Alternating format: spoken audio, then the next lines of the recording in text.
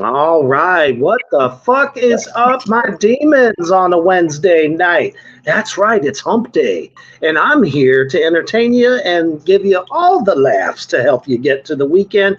And tonight I have two amazing actors, actor-writer as well, with me today. We're going to be talking about Killer Camp Out 2, and we're going to be talking about Crackoon as they are getting ready for their awesome premiere this weekend. But before we get into all of this madness, we're going to take a quick commercial break for our brothers at Villain Arts Tattoos. Check that shit out.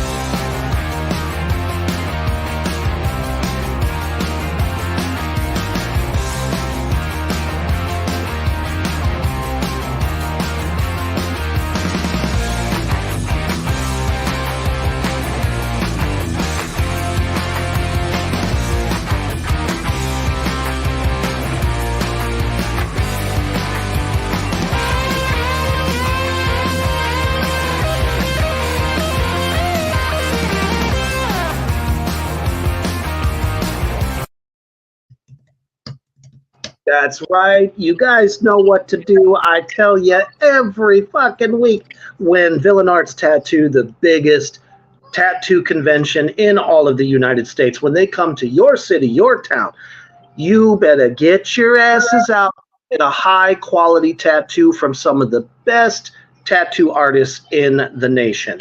And you know it, Kansas City. The big bad devil daddy himself is coming for you this weekend. I will see you Friday. Come down, hang out with me. It'll be a good time.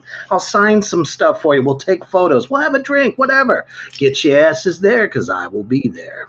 All right. We are here to talk about Crackoon and Killer Camp Out 2 as the premiere is coming up this weekend.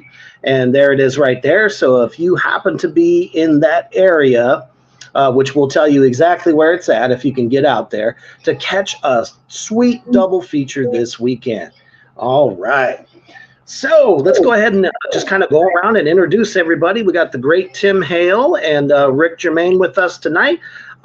Let everybody out there who better be sharing and sharing and sharing and sharing this out anywhere and everywhere there is a horror lover. Go ahead, Rick. Let them know what you do for these films. Okay. Hi, I'm Rick Jermain, and I'm an actor. I'm a producer. I'm a writer, not on any of these films. I think I'm a producer on both.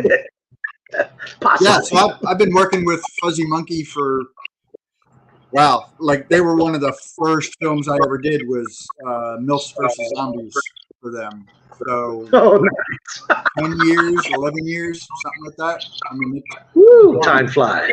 Yeah, so I've done, I don't know, I'm going to say probably somewhere around 8 or 9 different films with Brad and the Fuzzy Monkey bunch. And it's always fun. So I keep coming back. If they'll have me, I'm coming back every time. Justin says, can't wait to see Tim and Rick at the premiere and all the cast. No, it's going to be so fun, man. I think most of the cast is going to show for both. So I'm really excited to see everybody. Hell yeah. Tim and I actually go back quite a bit. I didn't even realize who the fuck I was interviewing until I started putting the pieces together. We did my very first major music video together. Tim, welcome to the underground. Let everybody know what you are doing with these two films, soon to be classics. Oh, well, it's very kind of you. Thank you. With that, I go back with both of you gents quite a bit, actually, in different respects, but from similar time periods. Wow. Jermain and I, we actually worked together in the same film, but not within the same film within the same film. We were both part of an anthology called Brimstone Incorporated. And so, so I was part of a segment called Mama's Boy, which is the first segment. And then Rick was in the segment called Skunk Week. And so it turns out we were co-stars before we were actually co-stars. And then comes Killer Campout Part 2, in which case we have more direct interaction. And then Raccoon even so. So go back in that way. And then Reaper, you and myself, we go back to some music video days. Back when you were banging on the kit, hitting the cymbals, tom on the toms. And we were on Hale with the Succubus. And I had to have a terrible, it's what, as an actor, okay, so sometimes you have to perform under circumstances that are not necessarily conducive or ideal to where you really want to be. Like, sometimes you're like, oh, you're on a beach, but you're really filming in 40-degree weather, so you have to pretend to be warm. Or, oh, hey, you have to pretend to be cold, but it's 80 degrees in here. And you're like, because there's tons of crew and cameras and lights. And sometimes you have to be asked to lay on a table half naked, tortured by 4 succubus women, listening to metal all afternoon, which is like, I mean, I already listen to metal all afternoon, but be tortured by 4 succubus women was not too shabby. So that was our first encounter. So to really pull this all together, you gotta love life and the way the circles all tie together, and then heroes all find themselves in this way. It's great. Oh, absolutely. Say what I do in these films. So real quick, you were looking at the 2 C's of Killer Campout Part 2 and Raccoon. You're looking at Craig and Carlos. So unfortunately, StreamYard is not the best when you're trying to put 2 films together at the same time in one photo. But I think we get the gist. So let's go ahead and start with your, what is your character? We're going to go ahead and start with Raccoon first because, damn it, I am so jazzed to see this film. It is just undeniably the funniest, funnest, and just loving the practical effects on this film from what I've seen so far. So tell us a little bit about your role in that. Oh, sorry. I didn't know if we were starting with Age or Beauty. If we're starting with Beauty, we'll go with Rick. Okay. All right. I'm having a hard time hearing you. But there was something about beauty. So whatever. I'll take it. I love it. What was the question? Sorry. Oh, no, I know what the question was. Okay, so I play, in Raccoon, I play a guy named Chaz. Which I love because one of my favorite people in the world is a guy named Chaz. But right. This guy is nothing like that. This guy has like cornrows and a very shiny shirt. And he's very much kind of a street guy. Okay. And he has crack, and it's very interesting crack. So. Yeah, so that's my character. We have a really great scene where I introduce some people to it, and hilarity ensues, and mayhem, and I mean, who doesn't want to be a crack pusher? Right?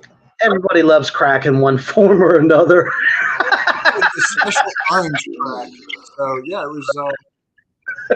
Yeah, no, it was super fun. We shot in this.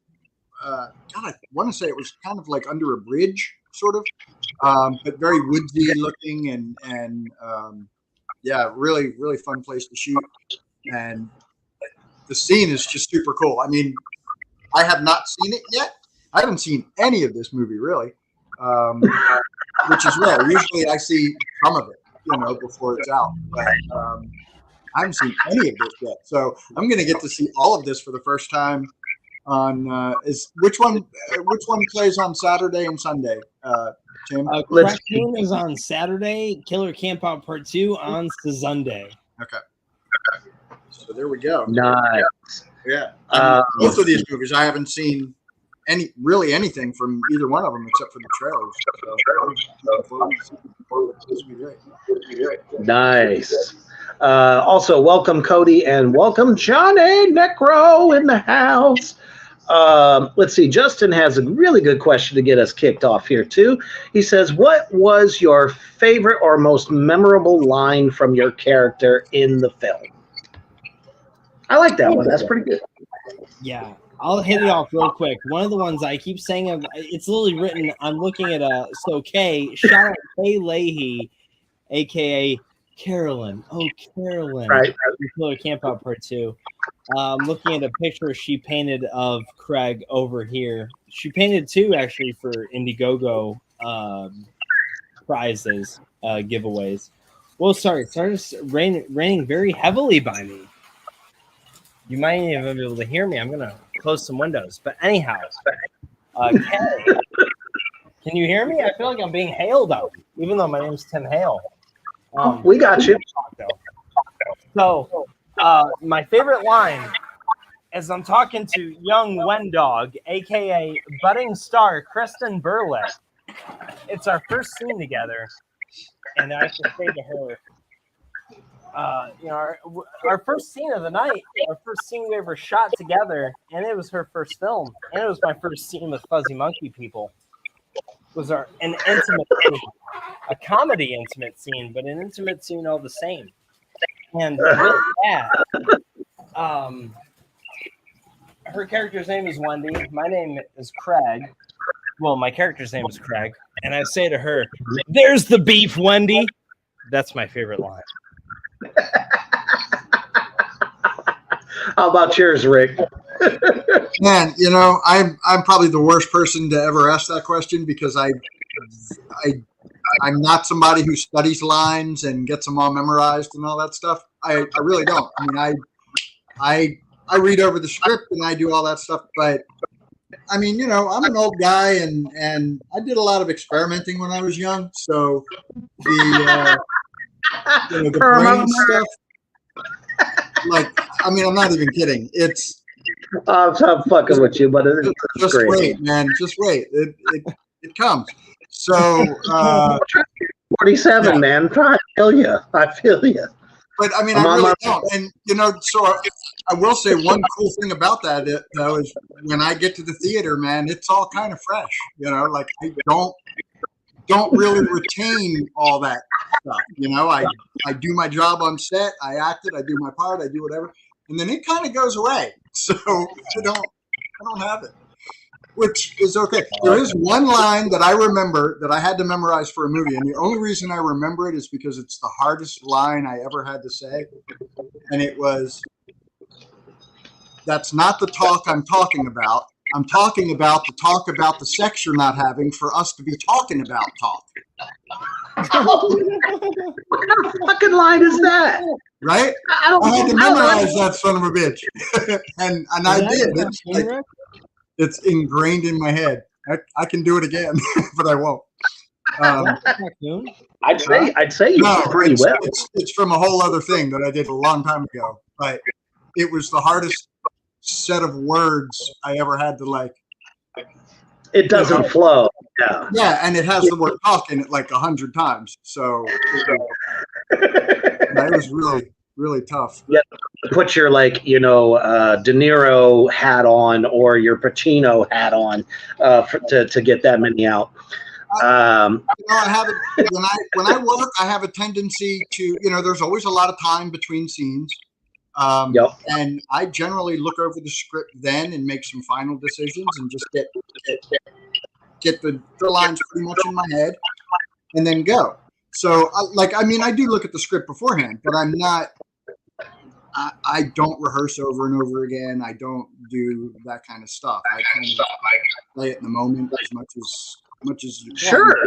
In these kind of some movies. of some of the emotions they require a little like setup and choreography sometimes, but mostly it's I just try to like live in the moment. So I don't usually remember whole things of dialogue anymore. So No, that's really, really cool. Because I almost feel like it comes off more genuine. Other than somebody who's just rehearsed it like to a T, and it's like go time, and you're just concentrating on regurgitating instead of actually bringing the emotions to it. Yeah. So I like that process a lot. I do too. I like to be flexible. If somebody else goes somewhere, I'm able to go there. I'm not stuck in whatever I had in my head. Now right. I will say when it comes to comedy and people improvising, I suck because I laugh, and if it's funny, I'm gonna laugh, and I can't really stop myself yet. So, so from that point of view, I don't love that. I wish I was better at it, but I just tend to start cracking up when somebody goes off the rails. And I worked with Dave Sheridan on Bloody Summer Camp a couple of years ago. And I mean, he was just improvising the whole fucking time. And I know if we did like 10 takes or something, 8 of them were because I laughed. Like he would never say the same thing twice. And and when oh God, what's he gonna do this time? And then it comes, and you're like, even if it's not that funny, you tend to laugh at it just because it was different. Oh yeah. But I want to get better at that. Like I know all these guys, Tim and I think O'Brocky's really good at it, and Justin's you guys are really good at like just going with whatever, just like the improv. Kind of off the cuff, yeah. I need a little more structure, than that, and some warning. Like if you do it twice, I won't laugh the second time. How about your process, Tim? First of all, there's Michael Cohen. I read his book on acting, and there was 120 some odd pages of some of those nonsensical, great acting. One of the things he said was, learn your lines until you're sick of them. And it's so true. Like, learn your lines until you're sick of them, because then you can do whatever you want from here on after. And like Rick says, like, I'm about living in the moment. Like, if you know your lines, but you go with the energy and the emotions and whatever is going on in the moment with the other, scene partners, you can build off of it. It's a class. I've heard this with musicians and all types of different artists, and they all say, if you know the rules, you can break them. So in the case of an actor, if you know the lines, you can riff off them. And that being said, that's where I flourish, and that's why I'm very grateful to work with Brad Twigg, because Brad really encourages improvisation. He encourages riffing on lines, because he's just all about getting the most authenticity for a character, the most fun out of a character. So he's like, whatever you got to do to mold it, mold it. And that's great, because working in the DMV area, that was new to me as a Fuzzy Monkey film. And before that, Cleveland's like, oh, we've got enough of Tim Hale, but Brad's like, more and more. So I'm just waiting for DMV to get tired of me. Yeah, man, Brad is so open to, like, I don't think he's ever said no. In fact, Raccoon is a perfect thing. He was like, oh, your character is from the hood and whatever. And I said, all right, look, I want cornrows. Now I got like 3 feet of hair. So I said, I want cornrows. I said, that's my only demand. And he was like, okay. Just totally sure, go. So yeah, so I have cornrows. So that's cool. He's never said no. Any idea I've ever had about what I want to do with the character is like, okay. Like, where do you see Killer Campout, man? We talked about Killer Campout 2 for a long time, about how we were going to do some things. And I had some suggestions, and just about everything I suggested got in there. So I'm Nice. Yeah, Brad's great. He's very willing to just go wherever he goes, you know. And Hell yeah. You know, there's a script. There's a script, but and then we get to kind of play, and that's why I just like working with Brad. His whole crew, and the actors he gets and stuff. Everybody it's just a good time, like. And then we happen to make some cool film too while we're doing it. So it's awesome. Hell yeah. Thank you, Aaron, for your comment there. He said, from one filmmaker, thank you guys for coming on and sharing your experiences and thoughts. Really appreciate you, brother, for joining the show. So what was most memorable, Tim, about your character in Crackoon? What was some of your favorites? Well, good question, because Carlos is a lot of fun. Like, some characters you play. You gotta have fun. What's that? I said with a name like Carlos, you got to be having fun. Yeah. Oh, for sure. Like, so Brad, so far he has only given me the zaniest characters to really flex my wings, but also kind of see something. I said he sees something in you.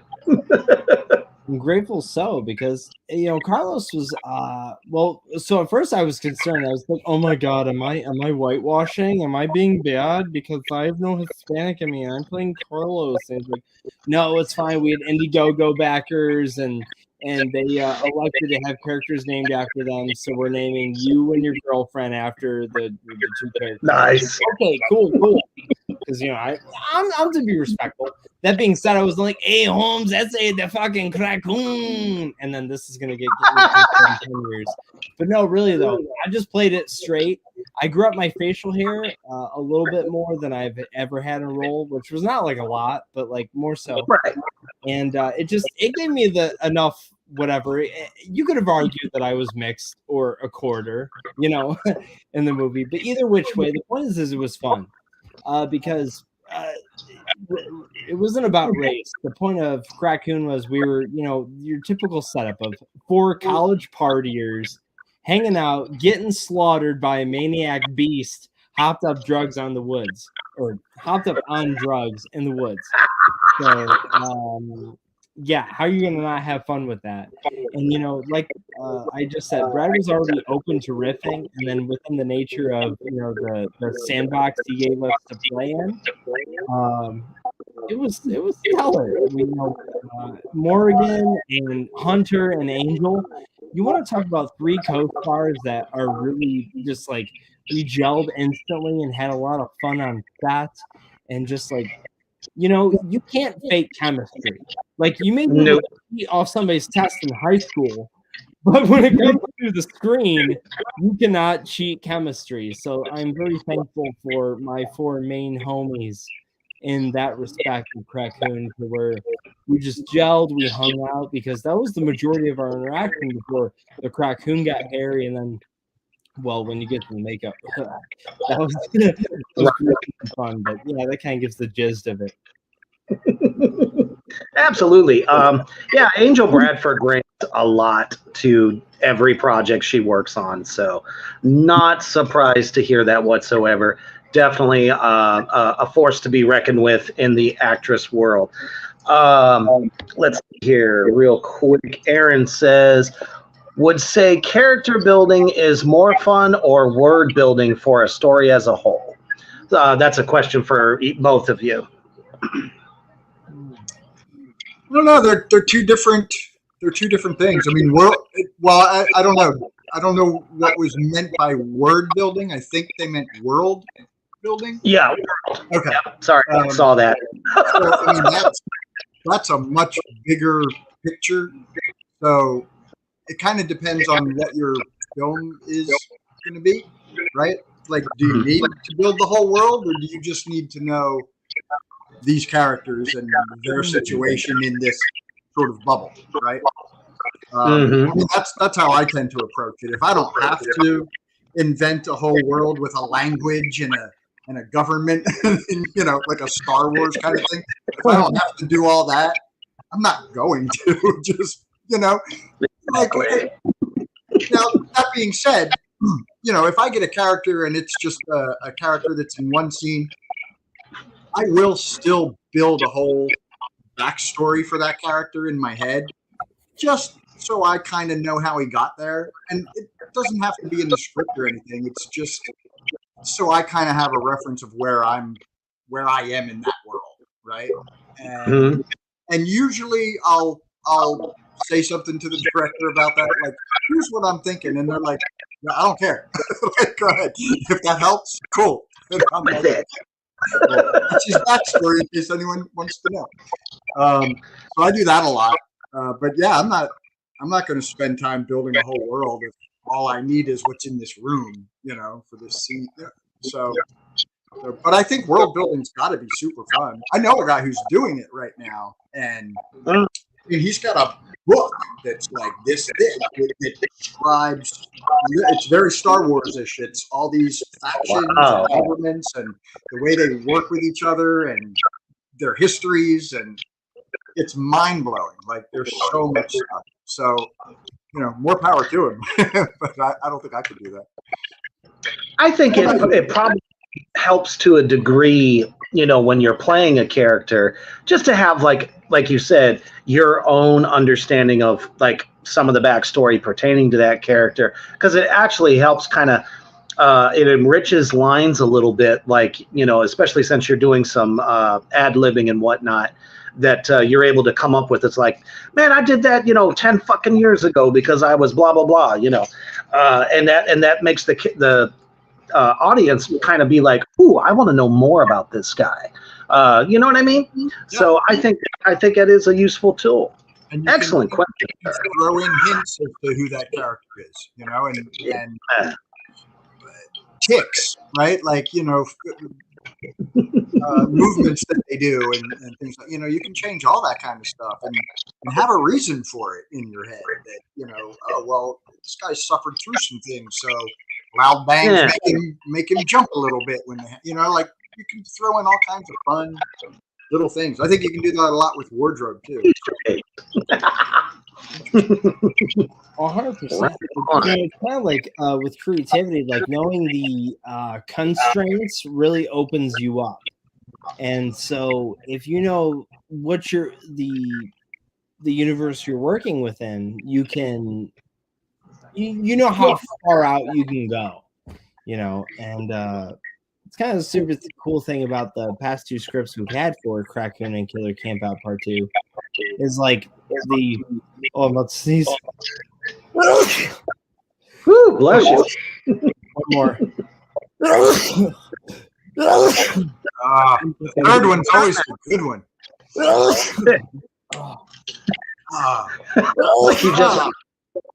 It's like you just shat a dinosaur. Yeah, no. I'm typically like, I've never sneezed less than 3 times in my life. Like, man, for me, the third one is just the one. Anything past 3 is great. The third one is just so good. It's like by the time you get to that third sneeze, it's like, oh, I've been looking for that. Where did that go? Clears out your chest, the whole 9 yards. It's fantastic. Now, you were trying to say something to the effect of Rick and his performance in both of these movies is awesome. I guess if I had to boil it down to 2 things to say this evening, zazang, that would be it. How much have you seen? How much have you seen, Tim? Oh, well, okay, to be fair, only as much as you. But I can only imagine, because I was on set with you for Crackcoon. So my 6. So hold on. So my combined 4 seconds in the 2 trailers, you thought was excellent? Yes. Is that what you're saying? Well, cool. That's all I want to know. Killer Campout Part 2, and so zazang, that was killer. And like we said, the cast gelacity between the couple of films was very apparent, and I think everybody seeing these two films back to back is really gonna reflect that. Hell yeah. Justin's got a great question, but before we get to that question, we're going to go ahead and roll the trailer for everybody out there in the Morgrot universe to entice you even further to want to check this motherfucking film out, because I'm telling you, it's an instant classic. You'll laugh your ass off, and damn it, if you didn't like raccoons before, you're definitely going to love them now. Check it out. A little extra special for you two tonight. What the fuck are you talking about? Bro, I'm talking about the latest thing that hit town. Acid mind drainage. Come on, man, it's my turn. What you're seeing is the effects of a designer so-called street drug. Tonight is going to be the most epic night of our lives, man. Oh my god. What did I get? Be careful out there, Jay. Oh, well, it's not like anything major is going to happen. It never does. I need you to give the sheriff a call. We got 2 dead bodies up here on the mountain. I don't know. Maybe a bear? A mountain lion? Not sure. I am telling you that they kill raccoons, okay? It's all chopped up on drugs and shit.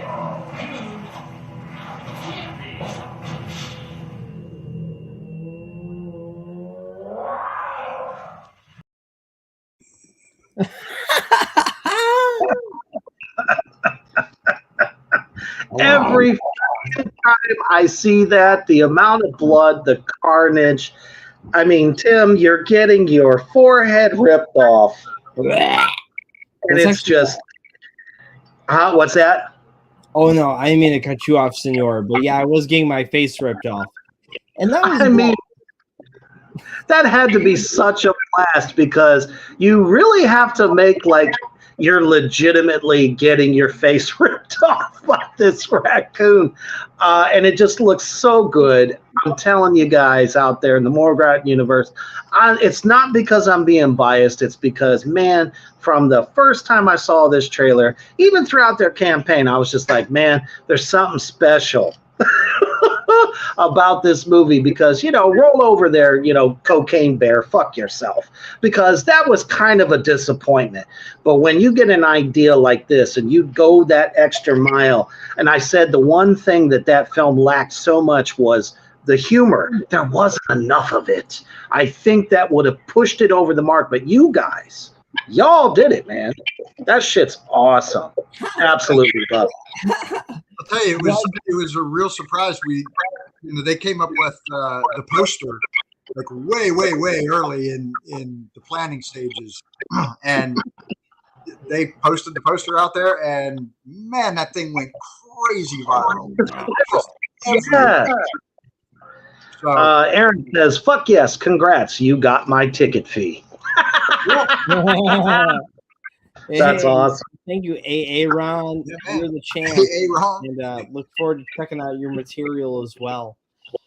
Absolutely. I'll tell you, it was fun to wrestle with that raccoon, though, because, they made 4 of them for the film. Shout out Alan Carnes, our creature creator for Raccoon, because he created 2 4-legged beasts and 2 bipedal beasts. And the bipedals were fun because you had we call them Bert and Ernie. And so Bert was the kind of the cool one that we got to he had a trigger on him where you could operate different, like he could raise his eyebrows, he could snarl, he could make different facial expressions. And they had Ernie. Ernie was the pissed off fucker that we would wrestle and dance with, and so those were the 2 main ones we interacted with. But then the bipedal ones were used for the earlier scenes, before the raccoon gets all cracked out. But so that being said, it was really fun because because a film like this, right? Like it could go one of 2 ways. It could be super hammy and fun, maybe bad, or it could be super hammy fun and even more fun. And the effects, the creature will make it or break it. And Alan Carnes' cartoon made this. Knocked it out of the park, man. Yeah. Big time, big time. Let's see here. Johnny says, I've been following the news for months. I can't wait for this shit. So, I think another fan right there. Let's see. Okay, so back to that question before we start talking about Killer Camp Out 2. Justin asks, what would your dream roles be and what type of movie? Whoever wants to go first. Wow. I've always wanted to play Batman, but that's just not going to happen at this point. Well, it was never going to happen. I'm too tiny. Having a Jared You could play the elderly Batman in like a Batman Forever type thing. No, I've come to terms with it over my life. It's taken me a long time, but I've come to terms with it. But I could play Gordon, so I'd be down with that. All right. That would be super fun. But in all honesty, I mean, I really like any kind of role that, that I can really kind of sink into a little bit and get to understand the character a little bit and characters that are different from who I am. I play a lot of like killers and crazy people and things. Love it. So, but yeah, man, I always wanted to do a Batman thing. That would be super fun. But I'm not a big. I don't see the point in making fan films myself. Like I just don't get it. But if you're just going to do it for fun, cool. And I'd be down for doing a Batman film for fun. That'd be cool. Justin says, Rick could be the new age Batman with cornrows. Now, I'd love to see that shit. Well, yeah, Bruce Wayne could maybe have. Oh, fuck your shit up, Joker. Oh, man. Now, as a matter of fact, Aaron here is he's a co-actor with myself in a film coming up called Killer Cocks, Just When You Thought It Was Safe to Go Back to the Coop. And he said we should do a double feature. I would be all for that shit. Oh, yeah. Just saying. Yeah. Oh, most. So when it's Killer Cocks, you're not talking about like male body parts. You're talking about like about the chickens. Yeah. Oh, okay. Well, yes, actually, we should have a scary petting zoo double feature. Exactly, because everybody wants an emotional support chicken. So why don't we make them destroy everyone? That'd be great. All right, Tim. So, what would be your dream role and what type of film? Well, wow. That's so play, but it's a dream role, and it's happening sooner than I thought later. So, what got me into movies was the original Universal monsters, Frankenstein, Dracula. And as of recently, Brad hit me up, and so it came to be that Dracula was going to be a thing. And he said, "Hey, would you be interested in writing Dracula?" And I said, "Brad, you've never talked to the bigger Dracula vampire aficionado ever." Yes, I would love to write Dracula. Well, the title like that count better be treated with love and respect and reverence. And so I did my best. And then so it came to be that then I am cast as Dracula. That's fucking Dracula. And it's now I thought I would not garner that role for years to come because I thought I looked too young. You think of Dracula, you think of a little bit more of like a middle-aged, older, somewhere at the youngest Gary Oldman, and so the fact to be portraying V-Count now, I because it's my goal. It's one of my goals as an actor to portray all the great monsters. Dracula, Frankenstein, Man, Dr. Jekyll, Mr. Hyde, so on and so forth. But this is really a beyond dream come true, and like, I'm excited. I wouldn't even give a shit if I was just like a supporting or minor role in something like that. I mean, the Universal Monsters is what got me into horror in the first place when I was like 6 years old. I was like, Dracula, hell yes. And then Frankenstein came around, and I said, I can do that. And here I am a bajillion years later, and I'm like 6'2" and can probably pull it off. You know what I mean? So the fact that you get to do that, I think, is just amazing. Because I mean, that's why we do this shit. We want to play new and exciting characters, but at the same time, pay homage to some of our heroes, even if they're just characters and not necessarily just actors. You know what I mean? Although Christopher Lee and me are like this because I'm like the biggest Hammer horror junkie that has ever lived. I watch them all the time. You know, you just can't beat that level of acting because they were uber creepy and brought something new to the table. You know what I mean? Nothing against the, your Bella and your, Boris Karloff and all that good stuff, because I still love them too. But man, there was just something about that era of the Hammer horror stuff. Loved it. So that is really cool. And like I was actually talking to Tim before the show, that I've been following the whole Cracula thing since it first hit the internet. So Brad, if you need somebody, I'm available, man. I'd love words to Brad as well. And I'll tell you what, can you imagine talking about the Universals and the Hammers, right? So the Universals had the crossovers. They have Frankenstein meets the Wolfman, House of Frankenstein, and House of Dracula. Can you imagine if with their vivid levels of horror and monsters, if they did crossovers, just how, oh God, that's the reality. I guess we have to. Yeah. Kind of hits you from like every single angle possible. Oh man, that'd be killer. Love it. Let's not forget Abbott and Costello meet Frankenstein. Oh, for sure. Oh no, can't forget that. That movie captivated me when I was a little kid. Like, just adored me. I was like, no, that really got me. I'll turn into a wolf. You and 20 million other guys. What? You don't understand. In an hour, I'll turn into a wolf. Yeah, you and 20 million other guys. Yeah, just quoting that movie. I can quote that movie front to back. It's so freaking good. It's so good. And everybody in it they just really did. They did a great job. I like the Universal Monsters, and that kind of got me into the idea of makeup in film. Yeah, I had a whole monster makeup kit and stuff when I was like 8, and but like I watch Frankenstein now, and it's kind of hard. It's really kind of hard to watch. I mean, it's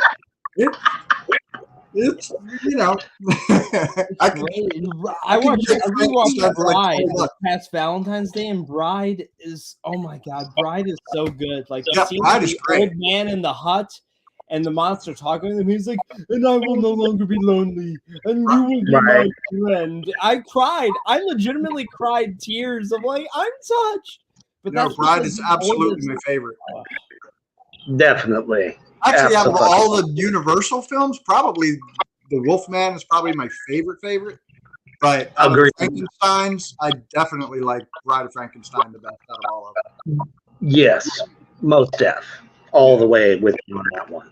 Hey, shout out Aaron, because you're right, Lou did have the most screen time between Abbott and Costello, Frankenstein, The Invisible Man, Dr. Jekyll and Mr. Hyde, and Mummy. They always paired him because he's always the one that nobody ever believed, right? He would see the monster way before Chick or Bud or, Wilbur, you don't know what you're talking about. Like, oh, God, so good.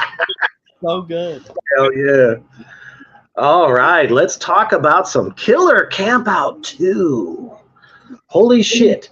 So when I talked to Justin and Kay last week, I think it was either last week or the week before, I hadn't seen the first one, so I didn't realize what the if it was a continuation of a story, or in which they told me it's actually kind of a standalone in a way. And I really, really dig this film in so many ways, because I love that classic. Oh, there's a legend, and we're going to, do this thing where we're going to bring this guy back. We don't know why we want to do it. We just want to see if it's possible, and nothing ever goes right when you try to bring some kind of a boogeyman back. You know what I mean? So take me through it. Tell everybody out there in the More Bright universe what you do in this film. Go ahead, Tim. Oh, well, I was going to give it off to you because, well, you are a veteran of the Fuzzy Monkey verse. But with that being said, me being brought in to Killer Camp Out Hashtag Fuzzy Monkey verse. I love it. So being brought into part 2, I had to watch part 1, and I was like, okay, so these are the conditions, the killer, the type of universe that we're operating within. Fine. Then I get to set, and so actually I arrived a little bit earlier than I was supposed to. Like, I was supposed to start filming on a Saturday. I arrived that Friday night. And then they were like, oh, hey, well, we've got time in the schedule. You want to start? And I was like, yeah, sure. And so we went through it, and really instantly gelatinized with all the cast and crew, which was super cool because, I'm a Clevelander, and these are all like DMV people, like DC, Maryland, Virginia, West Virginia. So, but no, we just all hit it off, and both cast and getting into that Killer Camp Out part 2, it was super cool to, Brad, he really he accommodated everything we needed. So for the campers of Camp Phoenix, he provided the camp set. There was tents, there was a fire, woods, trees, bugs, all the annoying, no bathrooms. You had all that for what you needed for the conditions of a scene. But for actually living as a person, as an actor, as Tim Hale, whatever, he provided a cabin, full food accommodations, all the good things you needed to be a real person. So that was fantastic. And basically, what that comes down to is it was fun. It was harrowing where it needed to be harrowing, but we had so much chemistry between all of our cast and crew that it allowed for a lot of creative in the moment moments, and we got to riff and create new jokes, create inside jokes that are unique. So yeah, I'm excited to see how play it on screen because we came up with so much stuff. I want to see what made it and what didn't. But right, I would say working with Rick on screen. Because, like I said, we'd been in the same movie before, but we had not actually been in the same scene before. So, actually going to work with Rick for real was cool too, and seeing him in the first film. And I'm probably spoilerizing, but whatever. They're watching this. If anybody's watching this, you're a true fan of the films, so you get to get previews. And whatever. I'll just leave it at that. Zazang. Nothing wrong with that at all. Now, do you play one of the like the actual one of the campers that are there, to try to get like the healing and stuff? Indeed, I do. I am Craig. So Craig, he used to sniff his way around town as a young man, and then he gets to Camp Phoenix, and he can't sniff his way around town, but he can do a few other things, and you'll see him do a number of things in the film. A lot of vices. You're just gonna say, and by the time you see Craig either live, die, or in between, you're gonna say, hey, he lives a good life. And he lived it fast. I'm gonna wish they were Craig by the end. That's all I'm gonna say. How about some of your fondest memories there? So I was part of Killer Camp Out 1, the original one. I played Sheriff Parks, and had a blast on that. Wound up doing a lot of the sound on that one after the fact, not when we were on set, but after the fact. And so anyway, so when the ideas for Killer Camp Out 2 were starting to be knocked around, I was, yeah, man, I'm all in. Like, let's do this. So yeah, I had a blast. It was really great revisiting my character and revisiting a couple of the characters actually, because God, I'm going into spoiler territory, so I'm not going to do it. Sorry. Yeah, anyway, so yeah, it was a blast. It was cool to see a new cast. It was cool to see. God, there's a lot going on. If you saw Killer Camp Out 1, you're going to love Killer Camp Out 2. If you didn't see Killer Camp Out 1, it's not going to hurt you to see Killer Camp Out 2. You know what I mean? Like you don't need to watch the first film to get what's going on in the second film. Right. And I think that's why they had said that, it could almost be a standalone film. Yeah. Just kind of little bit of some stills from the there we go. See, that's what I'm talking about. That camp set was so authentic because like you felt like you were just kind of roughing it for whenever you were out there. Oh, Wendog, Kay, Bruce, Melissa, all the peeps. Oh God, we should see the performance. Oh, Justin, look at him. That's one of my favorite shots of the teaser trailer. That pulls that lantern out. Which he actually told us a week or so ago that was kind of like the start for the epic, rise of action.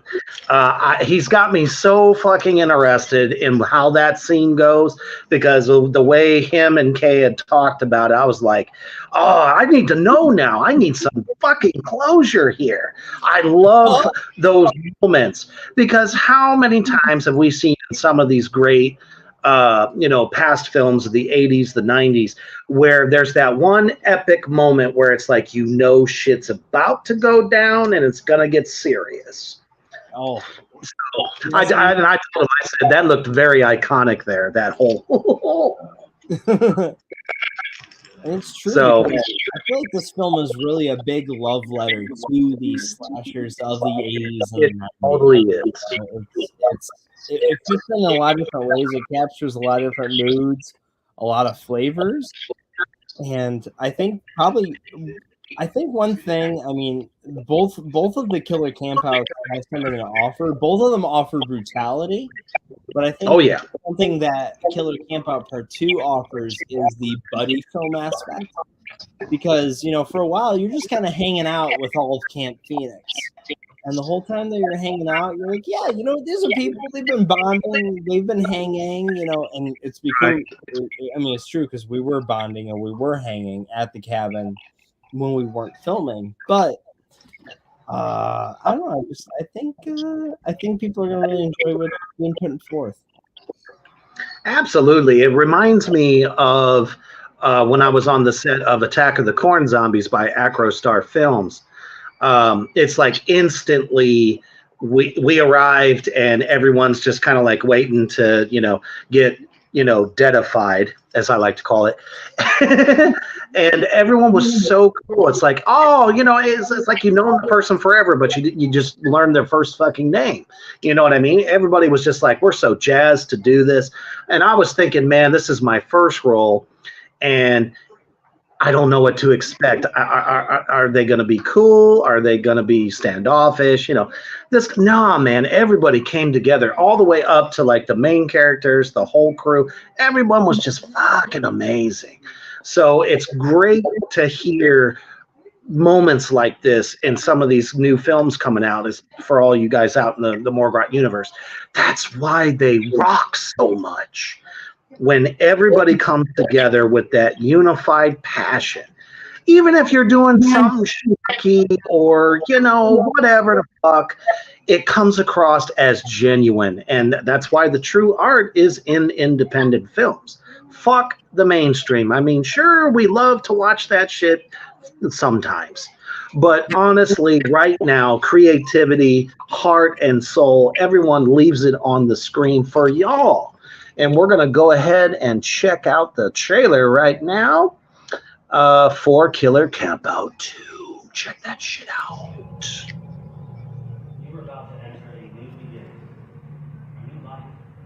welcome you to where you will all be reborn. I welcome you to Camp Phoenix. I want to know where She Blackwell's buried. I don't know anything about you. I want to know, so I can bring him back to life. You three stooges don't know what you're in for.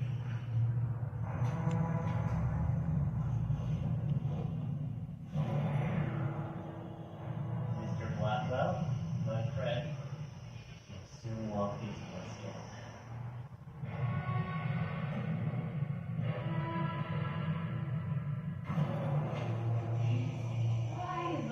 No shit, what the fuck do you think was gonna happen? What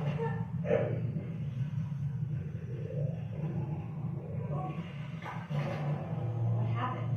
Me, here, in these woods, running around, killing and eating.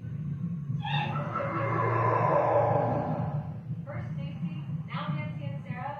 How can they all be lost? The trails are clearly marked. I need you guys to stay here, just in case they come back. Alright, I'll take the van into town. I'll get the sheriff. That's the way I can camp. It's getting dark. No way out. There's a creepy stranger lurking around the woods, watching and waiting, thirsty for our blood.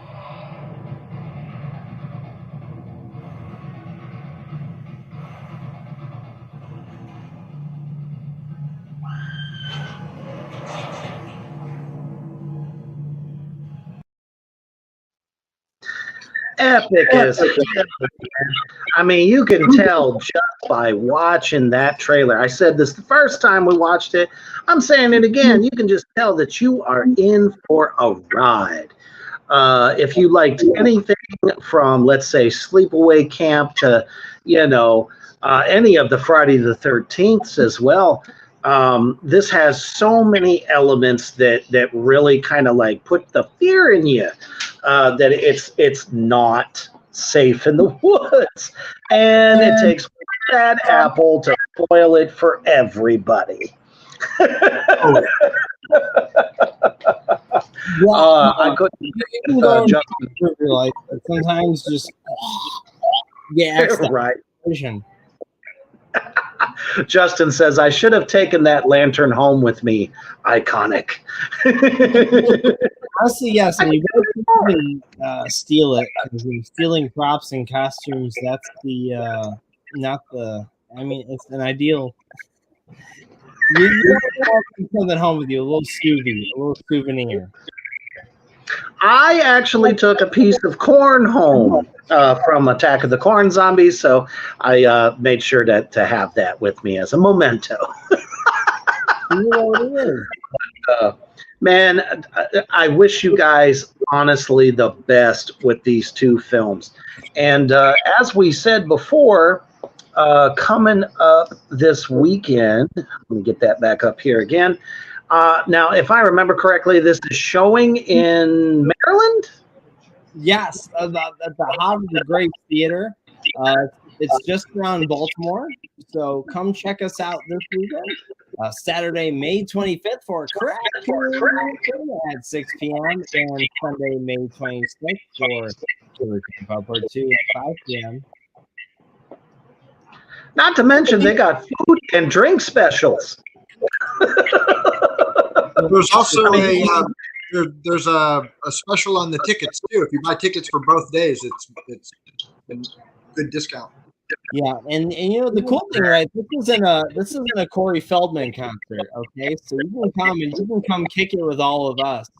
So we'll hang out with you. We'll both chat. We'll talk to you about the movies. We'll come hang out. This is a full this is Fuzzy Monkey weekend. So don't shave. Right. Keep your monkey fuzzy and come hang out with us. Keep your monkey fuzzy. That means no clippers, no big shavers. Leave it all alone. Just let it hang out.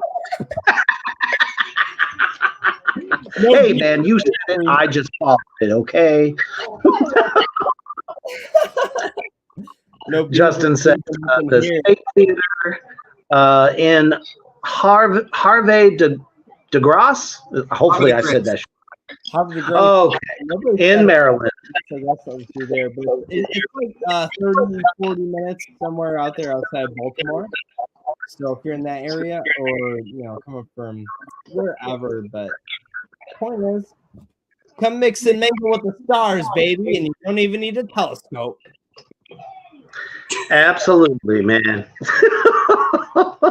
And honestly, if I didn't have to make an appearance this weekend, I'd be joining y'all out there, because I'm telling you, demons out there in the Morgrot universe, check these movies out after the premiere. If you can't get to the premiere, there are other ways that you'll be able to see both of these films or pick up physical copies, which we would love for you to do, from Fuzzy Monkey Productions, or as Tim likes to call them, the Fuzzy People, the Fuzzy Monkey People. They'll be forever affectionately known as that. So thank you guys for taking the time, man, to be joining me on the Underground this evening. I know it took a little bit to get us here, because I was having trouble getting into the hotel this evening, as there was a crazy lady in the downstairs at the desk. So we got past that. We got here, and it was an absolute blast. And I wish you guys nothing but the biggest success on both of these films this weekend. And I can't wait to see more from you in the future. And thank you so much for having us out. Absolutely, man. My fucking pleasure. Thank you, everybody out there in Morgrot Universe, for tuning in tonight. And don't forget that there is going to be more programming this weekend on the Morgrot Entertainment Station. So tune in for the details on both Facebook and YouTube. And everybody else out there is thanking you as well. So absolutely nothing but the best, and we cannot wait to see these films just blow shit up, because it's going to be amazing.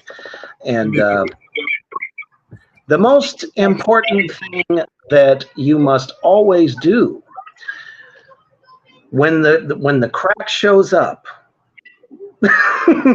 and there's a killer in your camp out, you just got to turn around and let them know to stay heavy.